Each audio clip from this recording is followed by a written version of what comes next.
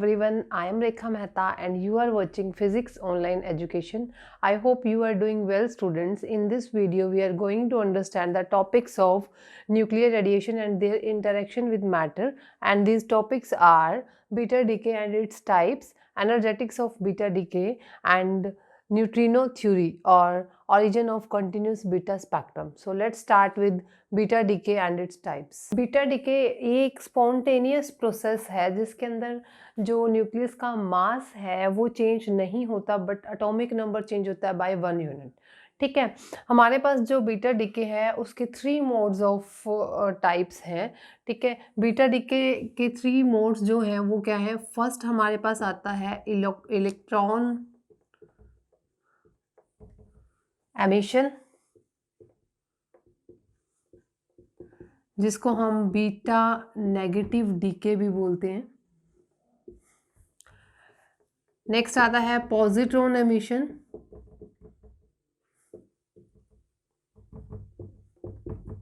जिसको beta positive DK बोलते हैं। इसके बाद थर्ड आता है इलेक्ट्रॉन कैप्चर,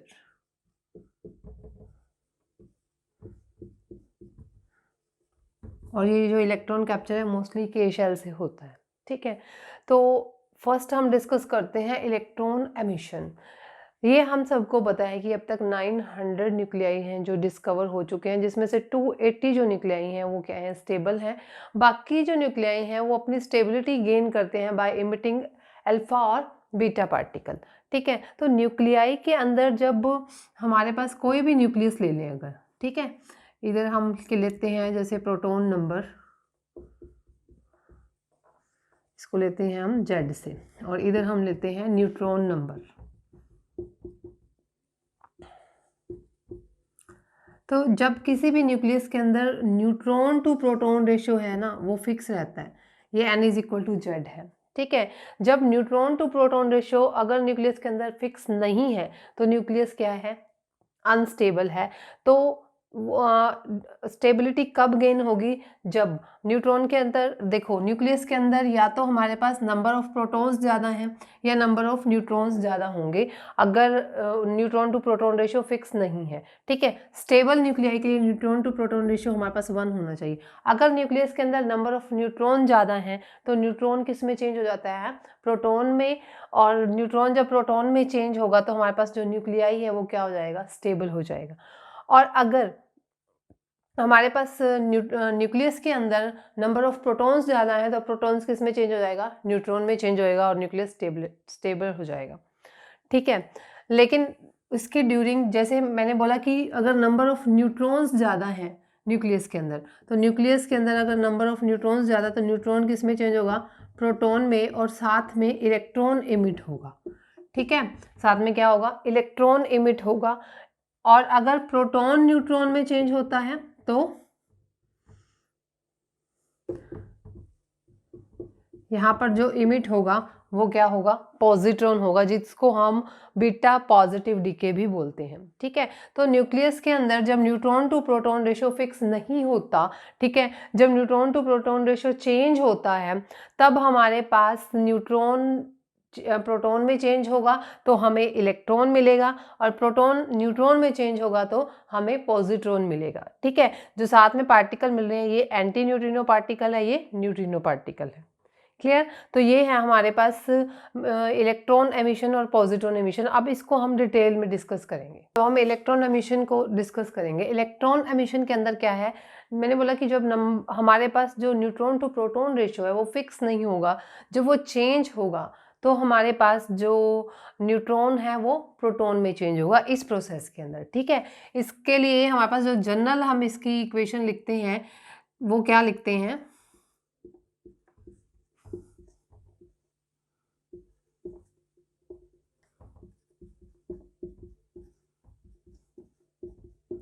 हमारे पास इसके अंदर क्या है? जो मास है न्यूक्लियस का वो क्या रह रहा है? मास नंबर तो सेम रह रहा है, लेकिन जो एटॉमिक नंबर है वो चेंज हो रहा है by 1 unit. Atomic number increase हो रहा है इस प्रोसेस के अंदर, और हमें साथ में क्या मिल रहा है? एक इलेक्ट्रॉन, और दूसरा क्या मिल रहा है? Anti neutrino particle. इसको हम बोलते हैं एंटी न्यूट्रिनो पार्टिकल। ठीक, इस प्रोसेस में हो क्या रहा है, नंबर ऑफ न्यूट्रॉन्स एक्सेस हो गए थे। नंबर ऑफ न्यूट्रॉन एक्सेस होंगे तो न्यूट्रॉन किस में चेंज होगा, प्रोटॉन में, आपको इलेक्ट्रॉन मिलेगा और एंटी न्यूट्रिनो पार्टिकल मिलेगा। देखो यहाँ पे हमारे पास जो चार्ज है वो क्या रह रहा है, सेम 0 1, इधर क्या है -1, मास भी क्या रह रहा है, सेम 1 1 0। तो ये जो एंटी न्यूट्रिनो पार्टिकल होगा यहाँ पर, ठीक है, एंटी न्यूट्रिनो पार्टिकल चार्जलेस होगा क्योंकि चार्ज तो यहीं पे ही यहाँ तक ही बैलेंस हो रहा है, यहाँ 0 है, यहाँ 1 - 1 0 हो गया, मास ये 1 है, यहाँ पे 1 + 0 1 हो गया, ठीक है। तो जो एंटी न्यूट्रिनो पार्टिकल इस ट्रांसफॉर्मेशन में यूज हुआ है, ठीक है, जो एंटी न्यूट्रिनो पार्टिकल हमें मिल रहा है इस प्रोसेस के अंदर, तो वो एंटी न्यूट्रिनो पार्टिकल यहाँ पर चार्जलेस है और मासलेस है, ठीक है, चार्जलेस भी है और मासलेस भी है। और इस प्रोसेस के अंदर जो एनर्जी रिलीज होगी वो एनर्जी शेयर होगी बाय इलेक्ट्रॉन एंड पॉजिट्रॉन की काइनेटिक एनर्जी की फॉर्म में। देखो इस केस में जब हमारे पास न्यूट्रॉन किस में चेंज हो रहा है, प्रोटॉन में चेंज हो रहा है, तो प्रोटॉन क्या है यहाँ पर, हैवी होगा, तो ये जो है कम एनर्जी लेगा, ठीक है। तो एनर्जी किस में शेयर होगी, इलेक्ट्रॉन और पॉजिट्रॉन की काइनेटिक एनर्जी की फॉर्म में। कितनी एनर्जी का रेशियो होगा वो हम नहीं बता सकते, एनर्जी रेशियो 40-60 भी हो सकता है, ठीक है, 80-20 भी हो सकता है, कुछ भी हो सकता है एनर्जी रेशियो, कि हमारे पास एनर्जी जो है वो इन दोनों की काइनेटिक एनर्जी की फॉर्म में रिलीज होगी। जैसे इसका एक एग्जाम्पल ले लेते हैं हमने एग्जाम्पल लिया बोरोन का, मास नंबर 12, एटॉमिक नंबर 5, ये इनस्टेबिलिटी की वजह से किस में कन्वर्ट हो जाएगा, कार्बन, यहाँ मिलेगा हमें इलेक्ट्रॉन, यहाँ एंटी न्यूट्रिनो पार्टिकल। तो बोरॉन के अंदर नंबर ऑफ प्रोटॉन्स कितने हैं, 5, number of neutrons 12, number of neutrons 12 - 5 7। तो यहाँ पर क्या हो रहा है, एक्सेस ऑफ न्यूट्रॉन्स, तो न्यूट्रॉन किस में चेंज होगा, प्रोटॉन में चेंज होगा, ठीक है, न्यूट्रॉन प्रोटॉन में चेंज होगा और फिर हमें इलेक्ट्रॉन मिलेगा और साथ में क्या मिलेगा, anti neutrino particle which is chargeless और मासलेस। नेक्स्ट प्रोसेस के अंदर हमें, अब इस प्रोसेस में हमें क्या मिला है, एंटी न्यूट्रिनो, नेक्स्ट जो बीटा पॉजिटिव डीके करेंगे उसके अंदर हमें न्यूट्रिनो पार्टिकल मिलेगा, तो उसका मतलब होता है little neutral 1 which is chargeless और मासलेस, ठीक है। This is all about the electron emission या beta negative decay. Next is positron emission और बीटा डीके। इस प्रोसेस के अंदर हमारे पास इनसाइड द न्यूक्लियस जो प्रोटॉन है वो किस में चेंज हो जाता है, न्यूट्रॉन में चेंज होता है और हमें साथ में क्या मिलता है, पॉजिट्रॉन। पॉजिट्रॉन और इलेक्ट्रॉन दोनों ये कह सकते हैं कि हमारे पास उनका मैग्नीट्यूड क्या होता है, सेम होता है, बस चार्ज डिफरेंट होता है, ठीक है। तो हमारे पास पॉजिट्रॉन एमिशन के अंदर जनरल जो हम इक्वेशन लिखते हैं, इसके अंदर जनरल फॉर्म में हम इसको इस तरह से लिखते हैं, पहले हमें इलेक्ट्रॉन मिल रहा था तो नेगेटिव चार्ज था, पॉजिट्रॉन मिल रहा है तो पॉजिटिव चार्ज है, और यहाँ पर जो पार्टिकल मिल रहा है वो क्या है, न्यूट्रिनो पार्टिकल है which is also chargeless and massless, ठीक है। न्यूट्रिनो का मतलब क्या बोला था मैंने अभी, लिटिल न्यूट्रल 1, ठीक है। तो इस इक्वेशन के अंदर प्रोटॉन जो है वो किस में चेंज होगा, न्यूट्रॉन में चेंज होगा और हमें साथ में पार्टिकल मिलेगा पॉजिट्रॉन, क्लियर। इसमें जो नंबर ऑफ प्रोटॉन्स हैं वो ज़्यादा है, नंबर ऑफ प्रोटॉन्स ज़्यादा हैं तो प्रोटॉन इनसाइड द प्रोटॉन जो है, नंबर ऑफ प्रोटॉन्स ज़्यादा हैं तो इनसाइड द न्यूक्लियस प्रोटॉन किस में चेंज हो जाएगा, न्यूट्रॉन में चेंज होगा, आपको एक पॉजिट्रॉन मिलेगा और हमारे पास क्या मिलेगा, न्यूट्रिनो पार्टिकल मिलेगा। इसका एग्जाम्पल हम ले सकते हैं मैग्नीशियम का,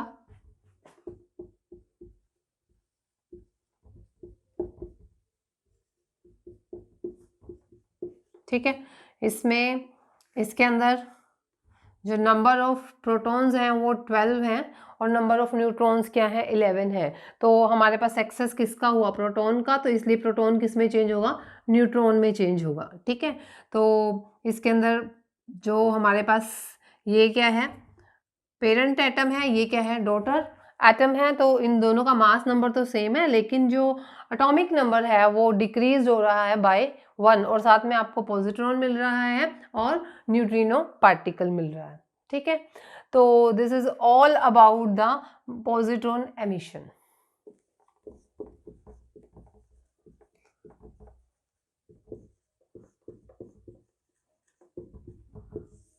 next is electron capture. Electron capture और जो पॉजिट्रॉन एमिशन जो पीछे हमने डिस्कस किया है, इन दोनों के बीच में जो न्यूक्लियर ट्रांसफॉर्मेशन है वो सेम रहती है। मतलब जैसे ये मेरे पास क्या है, पेरेंट एटम ले लिया मैंने, ठीक है, ये मेरे पास क्या आया, डॉटर एटम। ठीक, न्यूक्लियर ट्रांसफॉर्मेशन सेम रहने का मतलब कि आपके पास मास नंबर क्या रह रहा था, सेम, और एटॉमिक नंबर चेंज हो रहा था, डिक्रीज हो रहा था बाय 1 यूनिट, और साथ में आपको क्या मिल रहा था, न्यूट्रिनो पार्टिकल मिल रहा था। इसमें चेंज क्या हो रहा था, प्रोटॉन चेंज हो रहा था किसके अंदर, न्यूट्रॉन के अंदर, और आपको न्यूट्रिनो पार्टिकल मिल रहा था।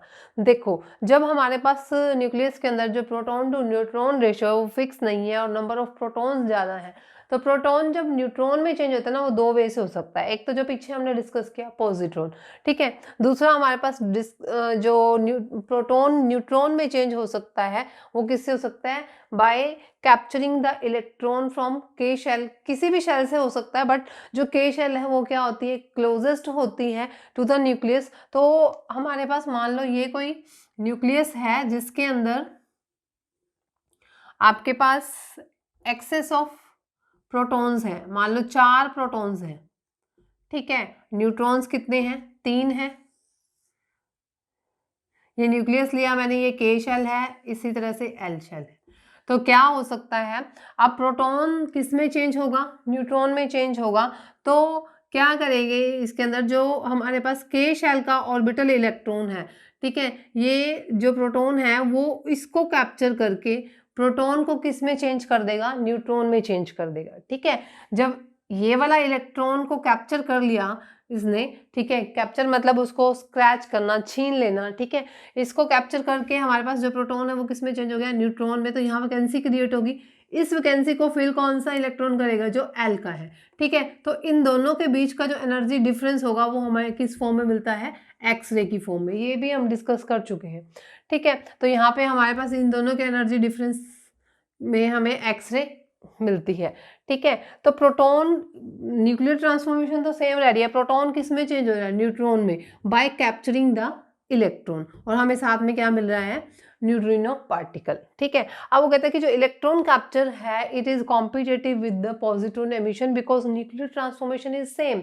दोनों में ही प्रोटॉन न्यूट्रॉन में चेंज हो रहा है, लेकिन जो इलेक्ट्रॉन कैप्चर है is more often than the positron emission in heavier elements. क्यों, क्योंकि जब हम हैवियर एलिमेंट्स की बात करें तो हैवियर एलिमेंट्स में जो इलेक्ट्रॉन्स हैं उनकी जो रेडियाई है इलेक्ट्रॉन ऑर्बिट्स की, वो क्या होती है, स्मॉलर होगी। ठीक है, तो जितनी रेडियस छोटी होगी उतना ही वो किससे क्लोज होगा, न्यूक्लियस के क्लोज होगा। जितना न्यूक्लियस के क्लोज होगा उतना ही कैप्चरिंग करने के जो चांसेस है वो ज़्यादा रहेंगे। तो जो प्रोटॉन है वो इजीली न्यूट्रॉन में कन्वर्ट हो जाएगा और अपनी स्टेबिलिटी को वो न्यूक्लियस गेन कर लेगा।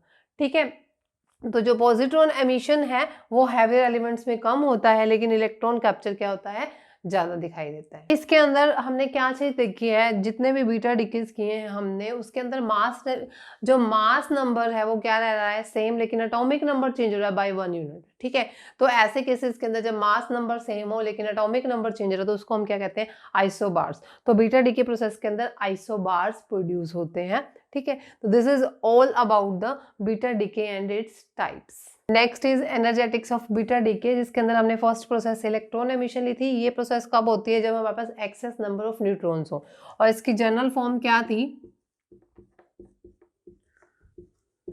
Z+1 प्लस, ठीक है, ये हमारे पास क्या था, इलेक्ट्रॉन, ये क्या, एंटी न्यूट्रिनो पार्टिकल। हमने क्या करना है, एनर्जेटिक्स निकालना है। एनर्जेटिक्स मतलब एनर्जी फाइंड आउट करनी है इस प्रोसेस के अंदर जो रिलीज्ड हुई है।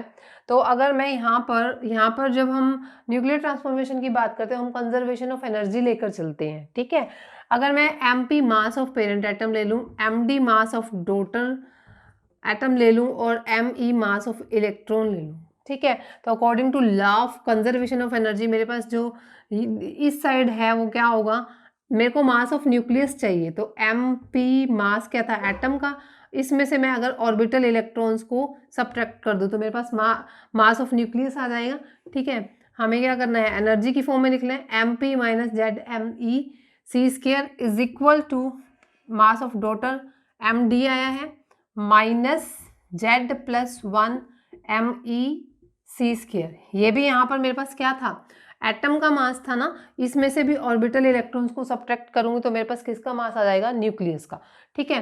Plus me c square plus जो क्यू अमाउंट ऑफ एनर्जी हमारे पास रिलीज हुई है, ठीक है। अब जो ये है, ये मेरे पास क्या था, मासलेस पार्टिकल था, तो इसकी एनर्जी हम नहीं लेंगे, ठीक। तो इसको सॉल्व करो, mp c square minus Z me c square minus md c square minus का प्लस हो जाएगा Z me c square, minus था इधर आके क्या हो जाएगा, plus me c square minus me c square is equal to Q negative, ठीक है। इस सारी की सारी जो टर्म्स हैं ये वाली, इनको मैं इस साइड ले आई तो नेगेटिव साइन हो जाएगा, ठीक है। जो टर्म कैंसिल हो रही है उससे कैंसिल कर दो, ये कैंसिल हो गई, मेरे पास mp minus md c square is equal to क्या आएगा, क्यू नेगेटिव, ठीक है। तो फॉर इलेक्ट्रॉन एमिशन हमारे पास क्या कंडीशन होगी, ये वैल्यू क्या होनी चाहिए, पॉजिटिव होनी चाहिए। ये वैल्यू पॉजिटिव कब होगी, जब मेरे पास mp ग्रेटर देन क्या होगा, md, ठीक है। इलेक्ट्रॉन एमिशन के लिए मास of parent atom must be greater than the mass of daughter atom. और जो ये एनर्जी है, ये energy share daughter atom, electron और न्यूट्रिनो पार्टिकल के बीच में होनी चाहिए। ये मैं आपको बता चुकी हूँ कि ये बहुत ही कम एनर्जी को शेयर करेगा, एनर्जी शेयर होगी इन दोनों के बीच में, ठीक है। और इस प्रोसेस के अंदर जैसे हमारे पास ये जो इलेक्ट्रॉन इमिट हुआ है, ये चीज़ ध्यान रखनी है, जो ये इस प्रोसेस के अंदर इलेक्ट्रॉन इमिट हुआ है it is different from the orbital electron. क्यों, क्योंकि ये जो इलेक्ट्रॉन है ये हमारे पास न्यूक्लियर ओरिजिन का है। इनसाइड द न्यूक्लियस हमारे पास जो प्रोटॉन न्यूट्रॉन है वो किस में चेंज हुआ है, प्रोटॉन में। इनसाइड द न्यूक्लियस न्यूट्रॉन किस में चेंज हुआ है, प्रोटॉन में चेंज हुआ है, और फिर हमारे पास इलेक्ट्रॉन इमिट हुआ है जो बाहर आता है। तो ये इलेक्ट्रॉन जो इमिट हुआ है it is different from the orbital electrons, ये चीज हमें ध्यान रखनी है, ठीक है। Next is positron emission.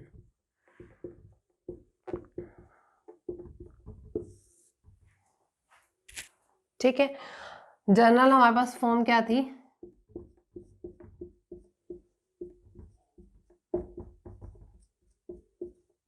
Plus anti neutrino particle. इस केस के अंदर भी देखो जो हमारे पास मास नंबर है वो सेम रह रहा है, ठीक है। और जो हमारे पास ये चार्ज है, इधर Z-1 है, इधर +1 है, तो ये भी क्या रह रहा है, सेम रह रहा है। तो जो हमारे पास न्यूट्रिनो पार्टिकल आएगा, तो इस केस के अंदर हमारे पास क्या है, ये इक्वेशन आई,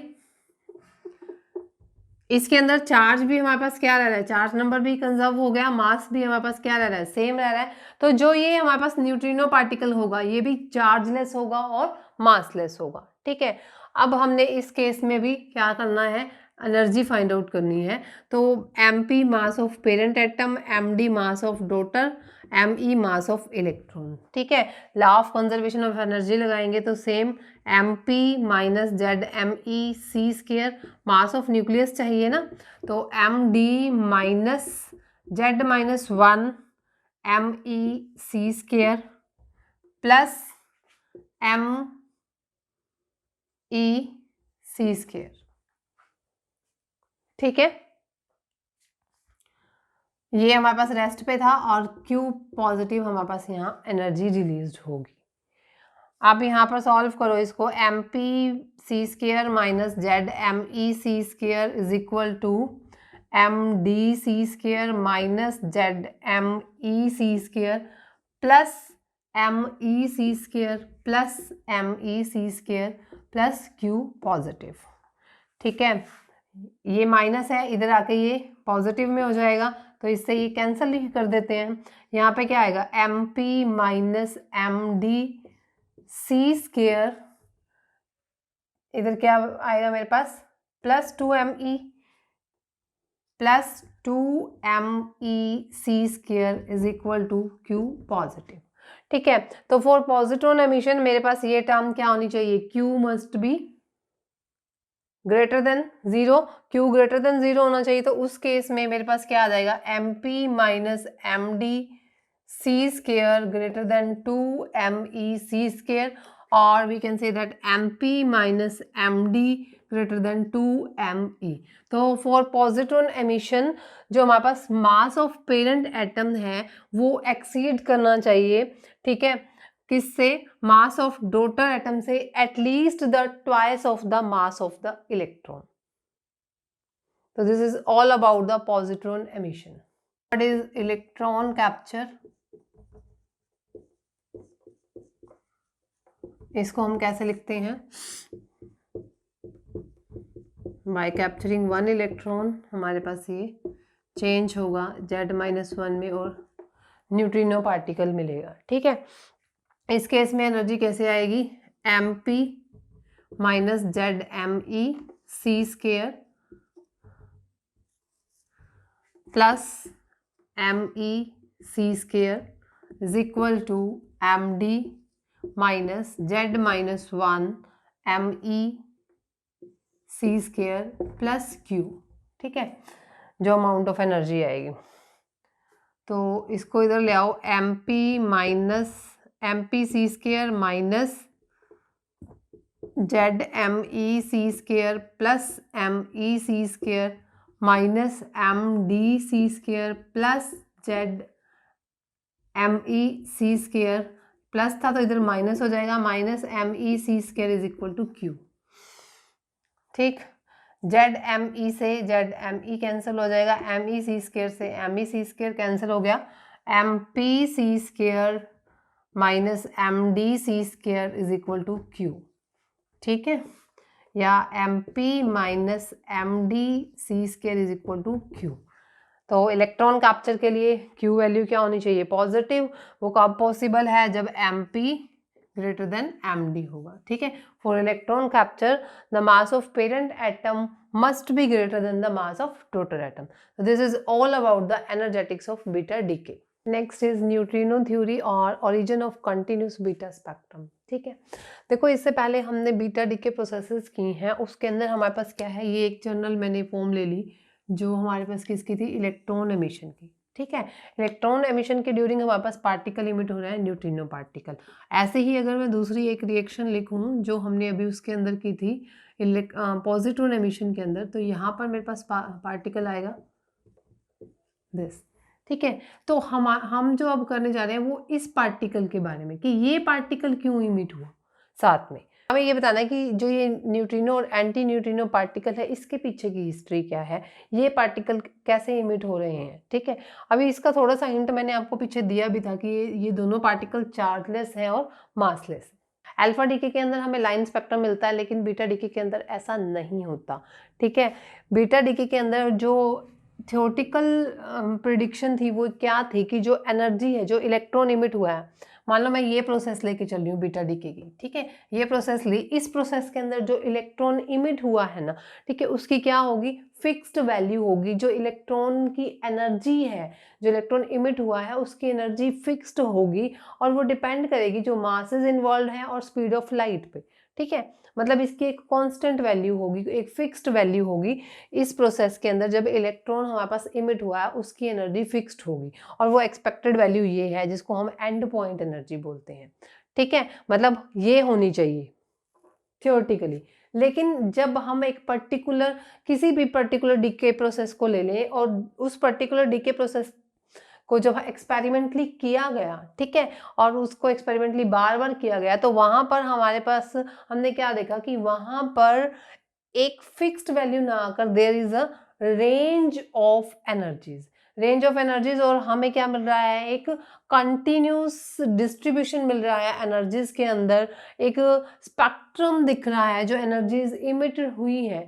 ठीक है, जो हमारे पास इलेक्ट्रॉन इमिट हुए हैं उनकी एनर्जी एक बीटा, मैं बोल रही हूँ एक प्रोसेस को बार बार एक्सपेरिमेंटली किया गया, कोई भी प्रोसेस जिसके अंदर हमारे पास जो न्यूट्रॉन है प्रोटॉन में चेंज हो रहा है, उस प्रोसेस को अगर बार बार एक्सपेरिमेंटली किया गया, थियोरेटिकली तो उसकी फिक्स्ड वैल्यू होनी चाहिए, जो एनर्जी जो इलेक्ट्रॉन इमिट हुआ है उसकी एनर्जी, ठीक है।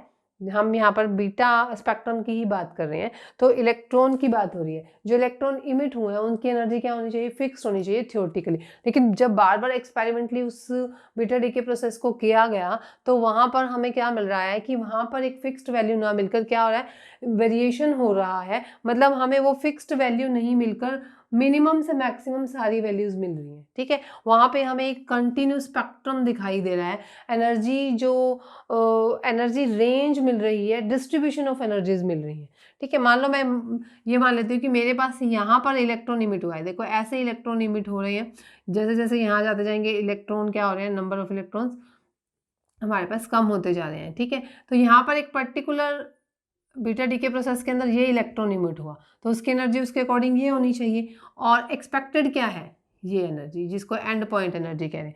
तो व्हाट अबाउट दैट एनर्जी, जिसको हम यहाँ पर क्या बोल रहे हैं, मिसिंग एनर्जी, ठीक है। ये क्या है, मिसिंग एनर्जी। पर्टिकुलर प्रोसेस के अंदर जो हमारे पास बीटा डीके प्रोसेस के अंदर इलेक्ट्रॉन इमिट हुआ है उसकी एनर्जी ये है। मैंने बोला कि एनर्जी फिक्स नहीं हुई, एक्सपेरिमेंटली क्या हुआ, हमें उनकी रेंज मिली, ठीक है।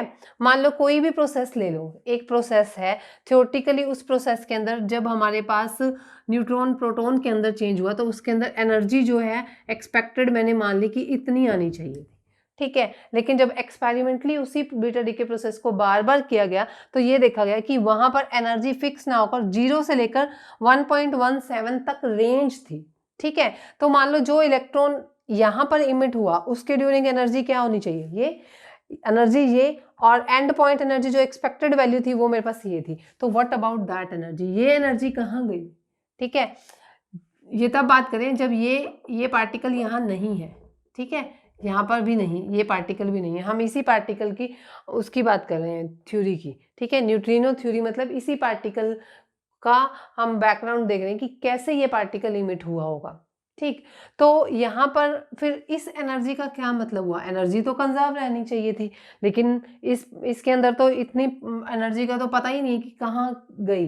तो नील्स बोहर ने मतलब ये एक टाइम पे ये कह लिया था कि मे बी जो law of conservation of energy है वो ट्रू ना हो, ठीक है।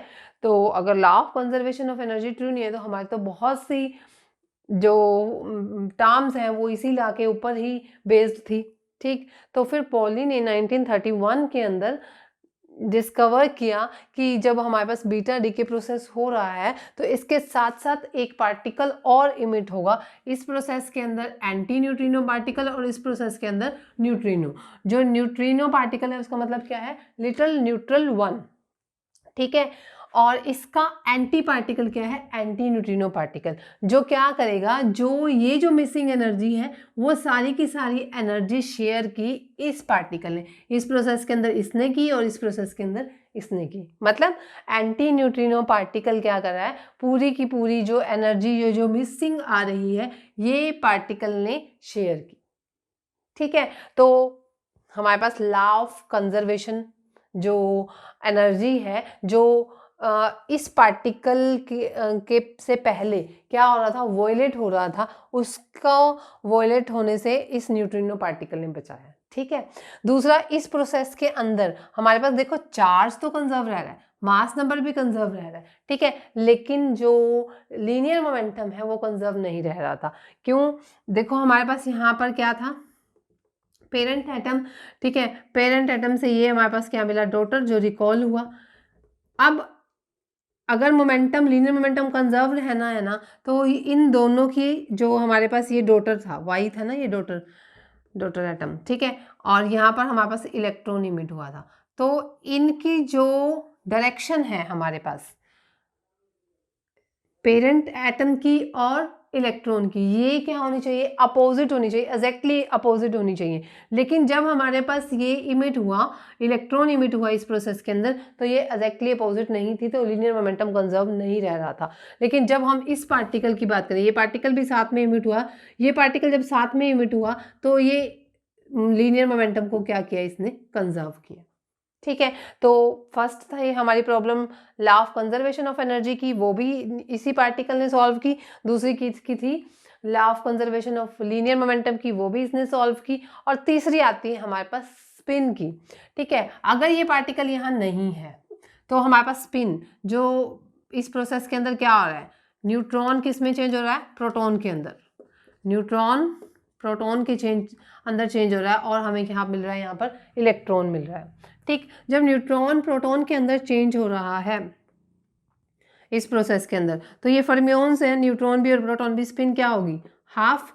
इसकी भी स्पिन क्या थी, हाफ। अब देखो, अगर हम दोनों साइड की स्पिन की बात करें तो इधर मेरे पास क्या है, हाफ। इधर क्या होगा, या तो 1 होगा या 0 होगा। ठीक है, इधर तो हमारे पास इंटीग्रल मल्टीपल है किसका, हाफ का, लेकिन यहाँ पर क्या है मेरे पास स्पिन, यहाँ पर मेरे पास स्पिन है या तो 1 या 0। इधर अगर हमें स्पिन को क्या करना है, कंजर्वेशन ऑफ स्पिन की बात करें हम, अगर स्पिन की जो प्रॉब्लम आ रही है, तो हमें यहाँ पर क्या करना पड़ेगा, एक ऐसा पार्टिकल लेना पड़ेगा जिसकी स्पिन क्या हो, हाफ हो। हाफ स्पिन से क्या होगा, ये हमारे पास या तो हाफ स्पिन होगी इधर की, या फिर 3/2 होगी, मतलब इंटीग्रल मल्टीपल होगा हाफ का, तो स्पिन की प्रॉब्लम भी सॉल्व हो जाएगी। तो जो हमने यहाँ पर, इसका मतलब इसके साथ एक पार्टिकल ऐसा होना चाहिए जिसकी स्पिन क्या होनी चाहिए, हाफ। तो यहाँ पर हम वो पार्टिकल क्या लिख चल रहे हैं, एंटी न्यूट्रिनो पार्टिकल। तो एंटी न्यूट्रिनो पार्टिकल कैसा होगा, chargeless, massless, having half spin. ठीक है, जिसकी स्पिन क्या होगी, हाफ है, तो वो कैसा पार्टिकल होगा, वो फर्मियोन्स होगा और FD स्टैटिस्टिक्स को ओबे करेगा। ठीक है, this is all about the neutrino theory and origin of continuous beta spectrum.